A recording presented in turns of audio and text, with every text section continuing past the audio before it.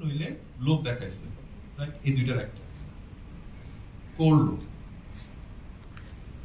তারপরেও আমার থেকে টাকাটা নিবে কি? আমি কনসেন্ট দিলে দিতে পারি। আমি বললাম আমি টাকা দিচ্ছি, এক্স্যাক্টলি দ্যাটস দ্য পয়েন্ট। আমি যদি আমার সিকিউরিটি কোড বা ওটিপি বা পিন কোড না করলে কিভাবে? না, সেটাই পয়েন্ট। যদি ওরকম কিছু না হয় যে আপনি নোইংলি ট্রান্সফার করেন নাই, কেউ আপনার অ্যাকাউন্টটা হ্যাক করে, সো রিসেন্ট স্ক্যাম যদি আপনারা ফলো করেন, আপনারা সবাই হোয়াটসঅ্যাপ ইউজ করেন, রাইট? এখন কিন্তু খুব ইজিলি হোয়াটসঅ্যাপ হ্যাক করা যায়, কারণ আমরা গ্রুপে কি হয়, এই একটা লিঙ্ক শেয়ার করে দিই, কোনো একটা নিউজ থাকে, কোনো একটা ক্যাচি হেডলাইন থাকে, ওটা ক্লিক করি।